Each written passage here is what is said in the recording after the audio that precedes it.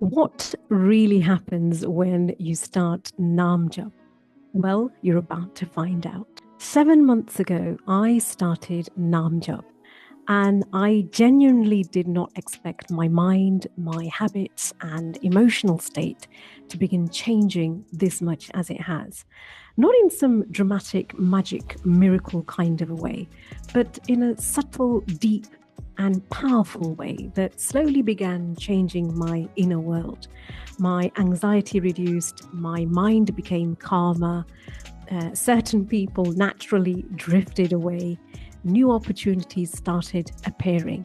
And strangely, things I would think about would begin happening within days or weeks. Now, if your mind has suddenly started craving silence, if social media feels louder than ever lately, and if you're randomly hearing Radhe Radhe or Har Har Mahadev or Ram Ram everywhere, then this video may genuinely help you. And that's the whole idea behind this video today.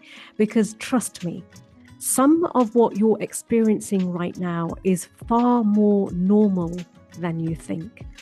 And towards the end of this video, I'll also share some of the unexpected lifestyle and mindset changes that naturally started happening after months of me doing Naam Jap.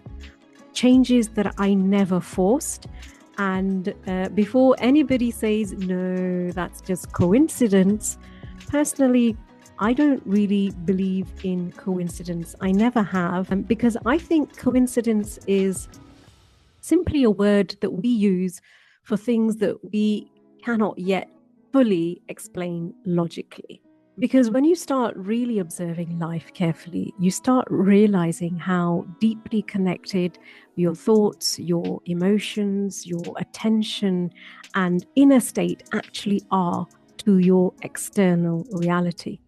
And everything is vibrating, whether consciously or subconsciously, because we are constantly creating through our thoughts, our feelings, our actions, and energy. And in Sanatan Dharma, this is understood through karma, through consciousness and inner vibration. So today, the modern world calls parts of this manifestation, law of attraction, mindset, subconscious programming. But our scriptures were already speaking about these principles thousands of years ago. Now, interestingly, my spiritual journey didn't begin with Naam Jap. It actually began back in 2014. And this is when I traveled to the Himalayas searching for answers during a difficult phase of my life. And during that journey, I met a Siddha yogi called Swami Sundaranand. And this was a yogi who had lived inside a Himalayan cave for over 70 years. And I still remember sitting there thinking, how can somebody leave the modern world behind and live with the level of that, that level of inner peace?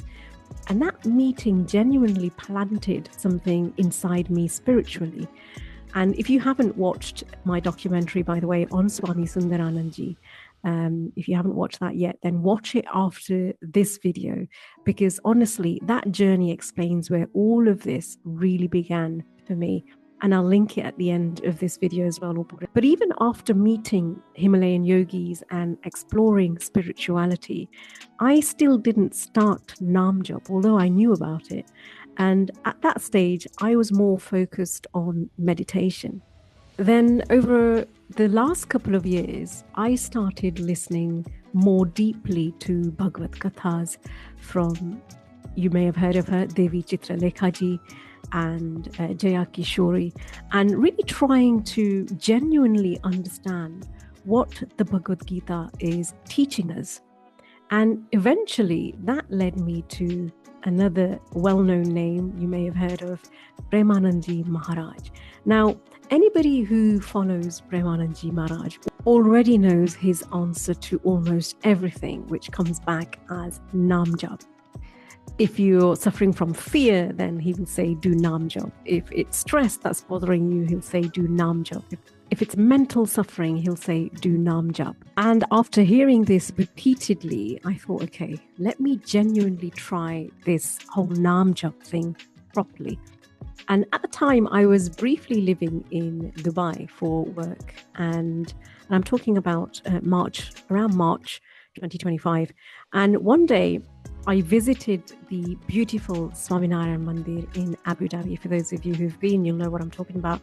And I wanted to begin doing Naam Jap properly, but I didn't own a mala. So from the Mandir shop, I bought a Tulsi mala. And I still remember standing there, holding it, thinking, maybe this is where something new begins. And in the beginning, I kept it extremely simple. One mala in the morning, one mala before sleeping. That's it. And then slowly it became 3 malas in the morning and 3 malas at night. And not long after that, I bought a digital counter as well, so I could continue Naam Jap whilst I was walking or traveling or sitting, waiting, or, doing the normal daily things that we do in life. And gradually, it stopped becoming something I do and became part of how I live. And now 7 months later, so it's been 7 months since I've been doing Naam Jap, I won't tell you how many malas I do daily because certain spiritual practices are meant to remain private. But most genuine spiritual teachers as well, they'll say the same thing. Not everything needs to be announced publicly, all right? Now, at this point, some people watching may be asking, what exactly is Naam Jap? Well, Naam Jap simply means repetition of the divine name. Repeating the name of God with remembrance, with reverence, awareness, and feeling. That's basically it. But there's a lot of power in that. And that could be the name of Radha. It could be Hare Krishna, Hare Ram. It could be Ram Ram. It could be Shiv Shiv. It could be Om Namah Shivaya. It could be Jai Shri Ram. And one thing that I really want to say clearly at this point is don't force devotion. A lot of people ask, what if I connect more to Shiva than Krishna? What if Ram Nam feels more natural? What if only Om Namah Shivaya flows naturally? That is completely okay. And what I would say there is, well, then go with that name, because that name, that naturally softens your heart, calms your mind, or keeps returning to you again and again. And, that may simply be the doorway for your soul that connects with most deeply right now. The divine is not insecure about which doorway you enter through, okay? It doesn't care what name you chant as long as you are chanting a divine name. And this is where Naam Jap really matters. This is where Sanatana Dharma becomes fascinating, because our scriptures explained all of this thousands and thousands of years ago. The Bhagwat Gita and the Srimad Bhagavatam repeatedly point towards the remembrance of God and as one of the paths towards liberation, towards inner peace, and ultimately moksha, which is freeing ourselves from this world that we're living in, this Kaliyug that we're in. And each yug had a different dominant spiritual practice. In Satyug, in Hinduism, by the way, we believe that there is 4 yugs. The first is Satyug, which is the meditation was considered the highest kind of path in Satyug. In Treta Yuga, it was the yagnas and the havans, which were more powerful spiritual practices to reach divine. And in Dwapara Yuga, which was bhakti, you saw a lot of temple worship, and seva became central during Dwapara Yuga. But in Kaliyug, which is the yuga that we are in at this moment in time, it is said to be Naam, the repetition of God's name. Why? Well, because look at it this way. If we look at the world we live in right now, people barely have time. Attention spans are collapsing. You're watching this video, but you're probably thinking about 100 different things that you want to be doing or getting on with right now. The nervous system is overstimulated constantly. People flick through videos, don't they? Literally within seconds. We live in a very instant world. We're living in a world now where people wake up and touch their phones before they touch their own consciousness. And the mind never rests anymore. It's constant scrolling, it's constant comparison, it's constant stimulation, it's constant noise. And many people say, I don't have time for spirituality. Maybe that's you. But somehow we have time to scroll through reels endlessly. Now, Naam Jap becomes powerful because you can do it anywhere. Okay, there's no real hard and fast rules about Naam Jap, and that's another thing that I do want to clarify in this video right now.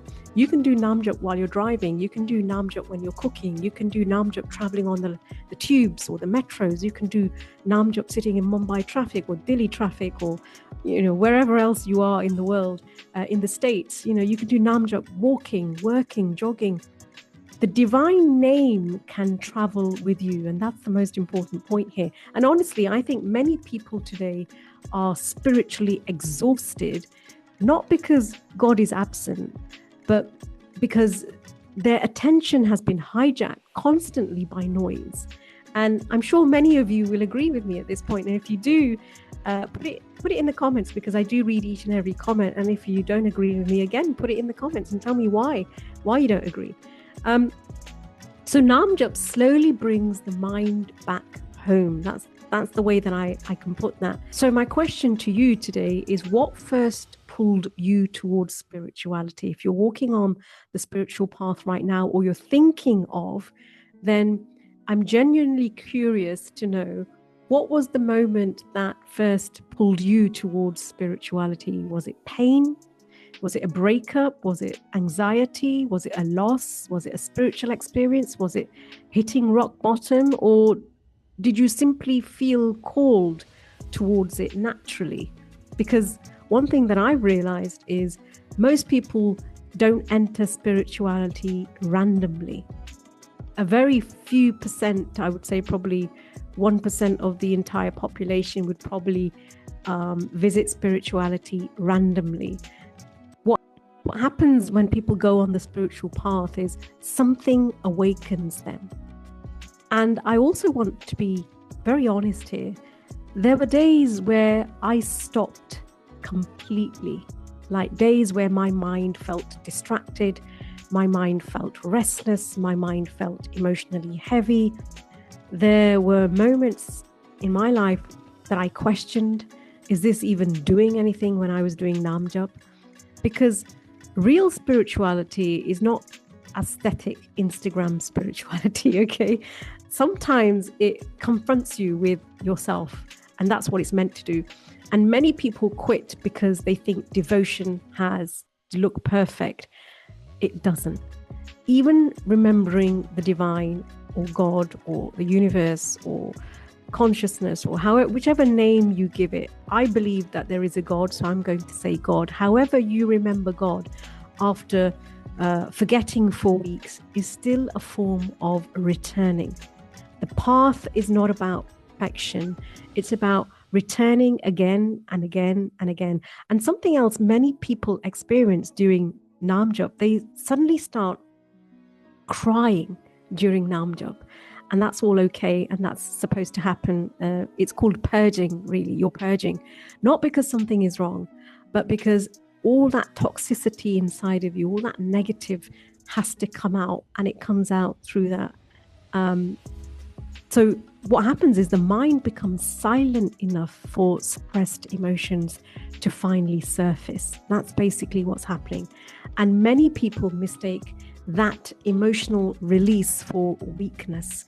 It's not weakness. Sometimes healing feels like release, and that's exactly what it's meant to do.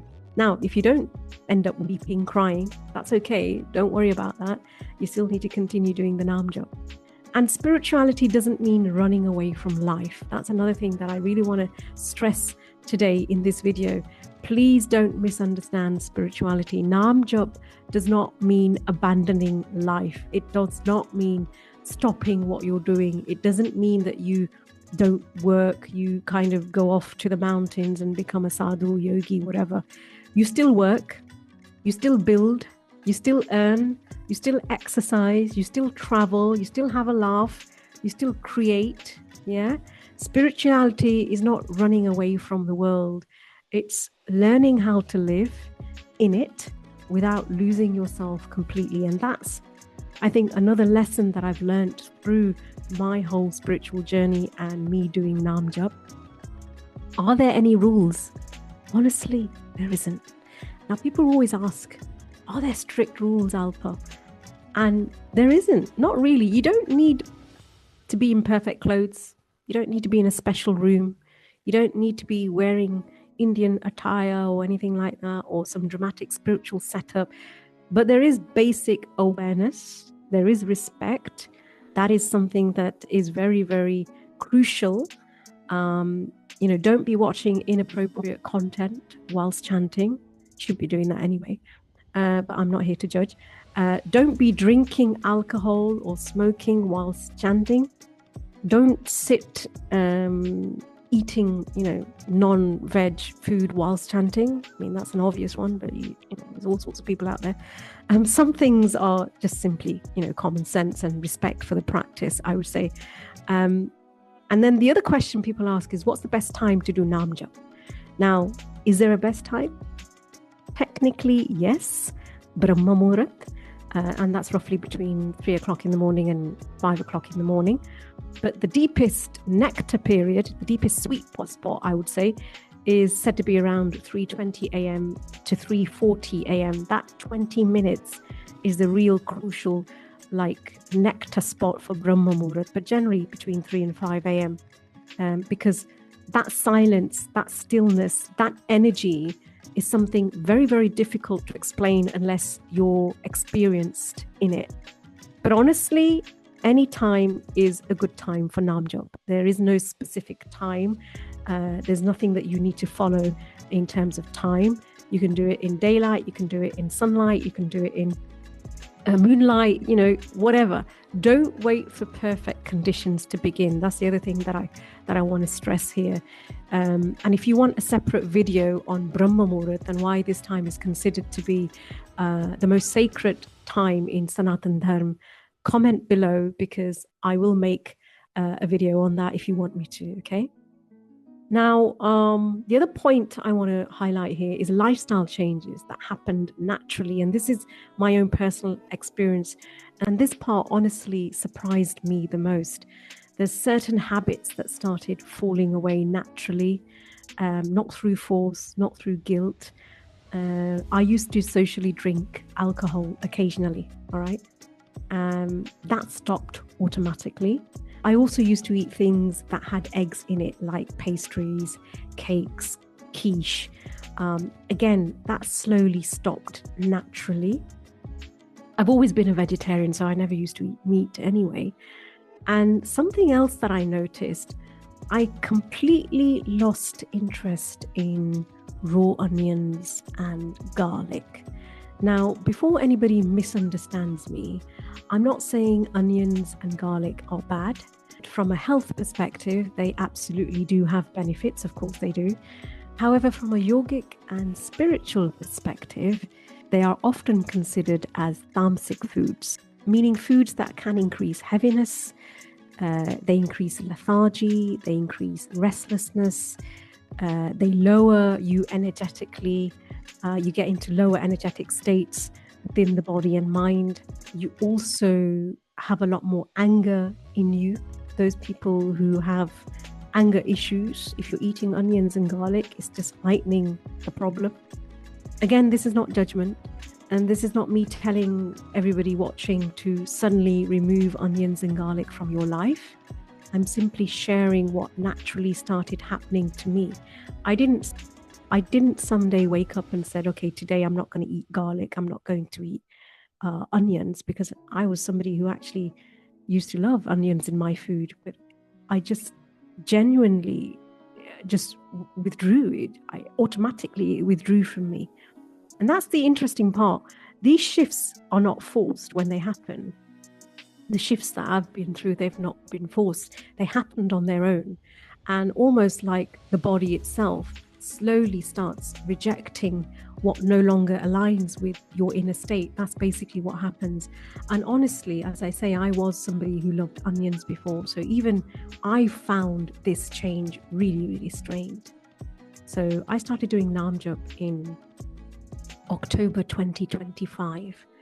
And the first thing that happened for me was inner peace. I started feeling peaceful inside, which, let's face it, I don't believe many of us have inner peace, but that's something that I feel 100% completely, no, but there is an element of inner peace that I'm feeling.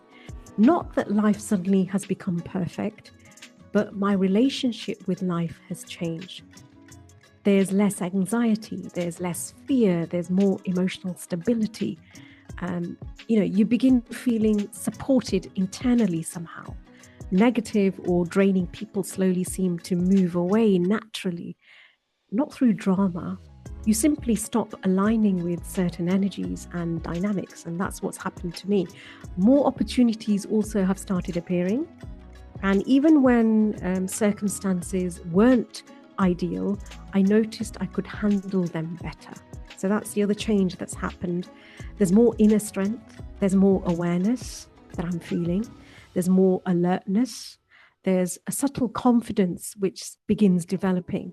And one thing I found very, very fascinating, small manifestations started happening constantly. Like, I'm not saying once or twice in a blue moon, like constantly, simple things. I'd think about somewhere I wanted to go, and within days, somebody would invite me there. I'd think about buying something, and somehow situations would arise unexpectedly around it.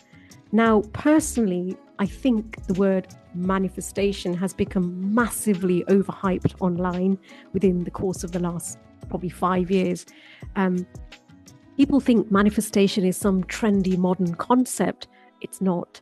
You are manifesting constantly all the time, through thoughts, through your feelings, through your actions, through your attention, through your energy, whether consciously or unconsciously.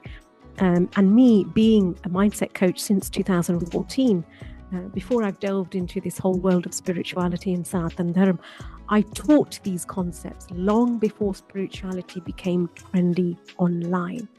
And the funny thing is, all of this already exists within Sanatana Dharma, which is what I'm finding now as I'm learning and reading through the Bhagwat Gita, reading through the Srimad Bhagavatam, the law of karma, consciousness, inner state, all of that already existed. The modern world is now teaching what our scriptures explained thousands and thousands of years ago. So if you're somebody who has recently felt drawn towards Naam Jap, don't overcomplicate it, okay? Start simply. 5 minutes, one mala, one sincere effort daily, and that's enough. Honestly, that is enough. And believe me, the greatest miracle of Naam Jap is not that it changes your life all of a sudden. It doesn't change your life from outside straight away. It's that one day that you suddenly realize your mind is no longer fighting itself all the time. And one thing I've become really curious about recently is, why do so many people suddenly start feeling spiritually drawn around the same phase of life? I genuinely feel something is shifting collectively right now. And now it's your turn. Tell me honestly in the comments, have you been feeling this too lately? And if you've experienced something unusual after starting Naam Jap, whether that's peace, emotional release, dreams, healing, synchronicities, or even confusion, share it below. And one more thing that I really want to say is, when you start doing Naam Jap, you'll also find in the beginning, you will start to attract a lot of negativity. Yeah, you will. Sounds strange, doesn't it? But again, this is the purging. So negative people will start coming your way. You'll get drawn into negative conversations or arguments. All of that will happen, but continue doing the Naam Jap, because slowly, this purging will happen. and all that negativity will start to go. Just automatically, it'll start to move, it'll start to shift. The reason why I ask you to put comments below is because I genuinely read the comments, and I think hearing each other's journeys helps people realize that they're not alone. So if this video connected with you today, in whichever way it has, then do comment below. What divine name do you currently feel most connected to? And if you want me to make videos on Brahma Muhurat, as I mentioned earlier, or the science of mantra repetition, or my Himalayan experiences, then please do let me know below as well. You can actually email me, all right? So if you go onto my channel, you'll see my email address. And, you know, I appreciate not everybody wants to share their experiences of Naam Jap and what they went through and what they've released and what they've experienced here. So if there's something really personal that you don't really want to share in the comments, then you can email me as well. And I'd welcome those emails, and I will reply back to each and every one of you. And don't forget to watch my Swami Sundaranand documentary as well. I'll leave it up here for you. Because that Himalayan journey is truly where all of this journey, all of this began for me. So until the next video, Radhe Radhe.